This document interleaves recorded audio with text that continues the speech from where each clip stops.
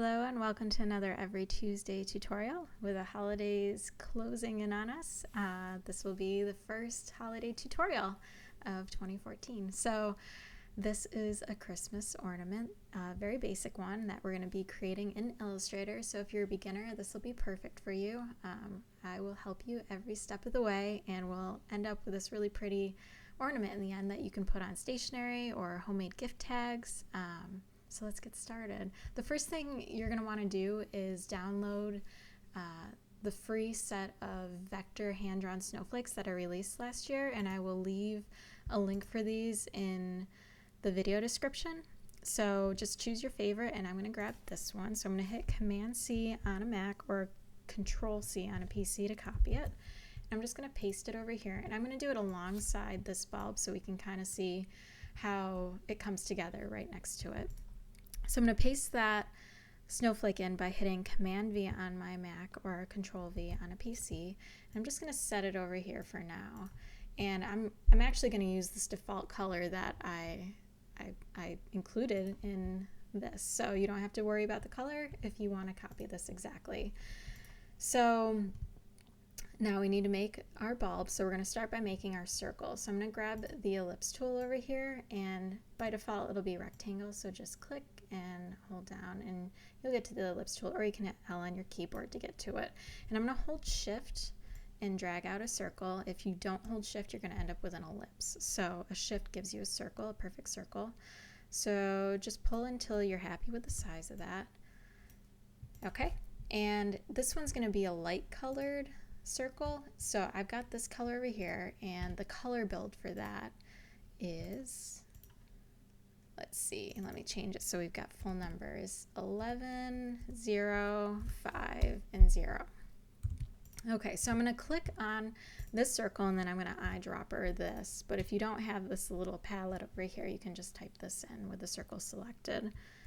Okay. Next, we need to add these stripes to our bulb, and I'm going to grab the rectangle tool. You can also hit M on your keyboard for that.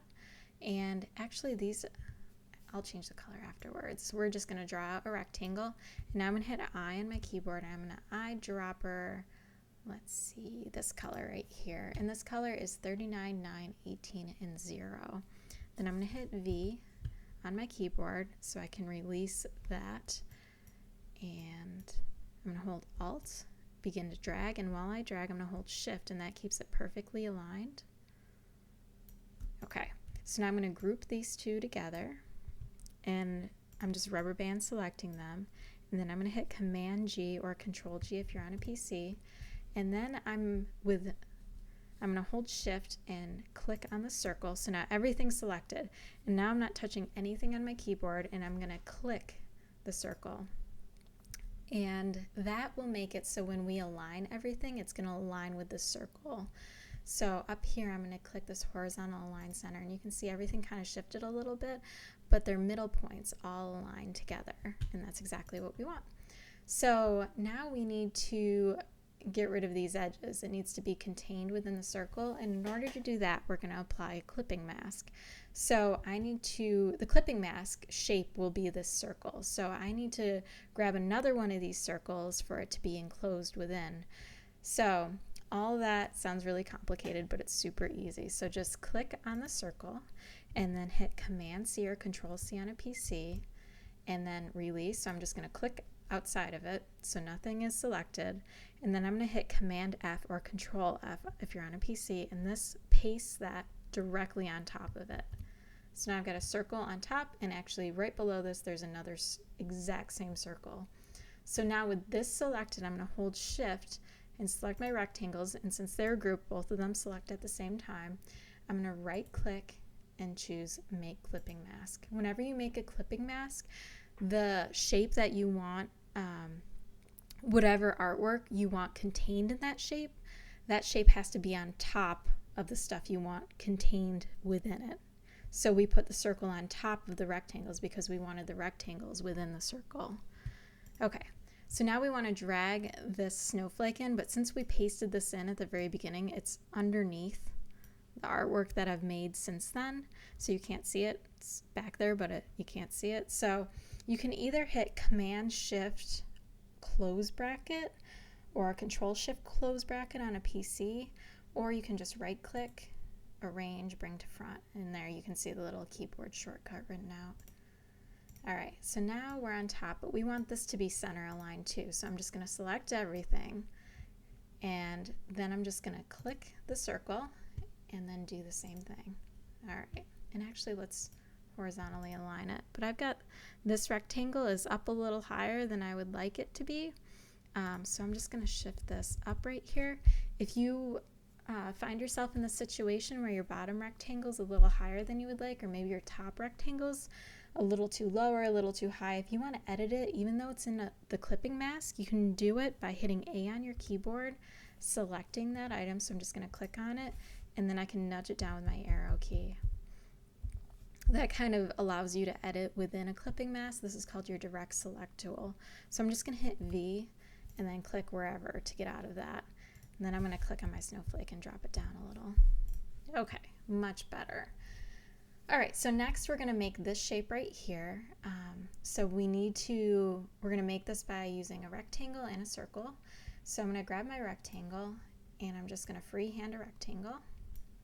And I want to make it this darker blue color, so I'm going to hit I on my keyboard and just select this color, which, let's clean up these numbers a little bit. It's going to be 68, 35, 34, and 3.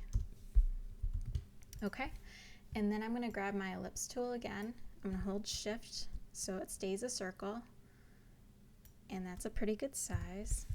And we want it to be a stroke instead of a fill. So over here, I'm just going to hit this swap arrows, and you can see it's got a stroke, but it's way too fine. So we need to increase the stroke weight on it. So in this stroke palette, if you don't see this palette, you can get to it by going Window, Stroke, and I'm just going to increase this to 4 points. That looks good.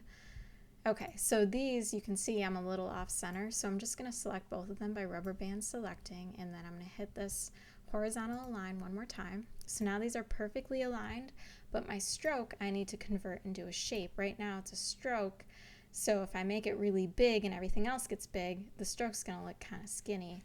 So this is really easy to do. I'm just going to select this and then go Object, Expand, and then hit OK. And now I've got a shape. So now you can see I can't change the weight of it anymore because it's no longer a stroke, it's a filled shape. And I need to merge these two together so this whole thing becomes one shape, because you can still see underneath they're two separate pieces, and we want to merge them together to become one. And we can do that using our Pathfinder tool, which is right over here. And if you don't see it, you can get to it by going Window, Pathfinder.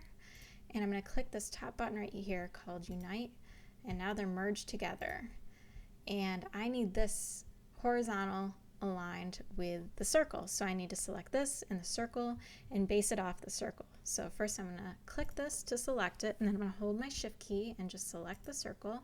Then I'm not going to touch anything on my keyboard, but I'm going to click on the circle so everything is based off the alignment of the circle. And I'm going to click this top horizontal align center key button, and now I am aligned. So the last thing we need to do is add this radial gradient to kind of give it that 3D effect. So we're going to need another circle to apply this gradient to. So I'm going to click on my circle, and like we did before, I'm going to hit Command C or Control C on a PC, and then I'm going to click anywhere to release that selection, and then I'm going to hit Command F or Control F on a PC to paste it right on top of it. So this one will have the gradient of this will be this kind of teal color right here. So I'm going to hit I on my keyboard and select that. And you can see that color is 63, 21, 34, and 0. And now it's filled, but I need it to be a gradient. So if I come over here to my gradient palette, and you can get to that by going Window, Gradient, you can see this is the color that it's currently selected, but this is what default gradient looks like. So I'm just going to click and drag this right into the gradient. So now you can see I've got white, I've got my color, and I've got black. And I want to get rid of the black, so I'm going to get rid of it there. And now, for whatever reason, my color doesn't have any color, which shouldn't happen. This is what it should look like right here. So 100% opacity, and then I've got white, and I've got my blue. So just make sure your blue is all the way to the right. And that black, all I did was grab it, click on it, and drag it and release, and that's what gets rid of it on the slider. Okay, so you can see I need my blue closer to the edge. I don't want it to be this gradual thing. I want it to stay mostly on the edge. So first let's convert this to a radial gradient right here. And you can see it's taking up most of the space. So this by default is where the transition begins, the midpoint of the transition between white and the teal.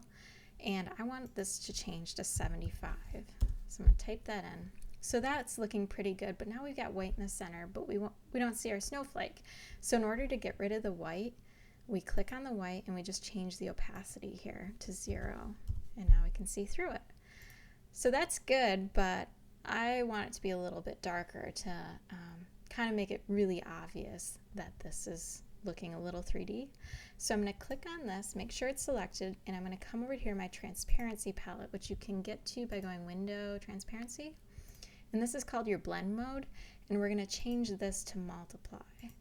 And just like that, we get it a little darker. And that's looking great, but you can see right here we've got this overlap that we don't want, and it's really easy to fix that. That just means that this is overlapping this, so we just need to put this on top of that. So I'm going to click this, and you can do the keyboard shortcut, or you can right-click, arrange, and bring to front.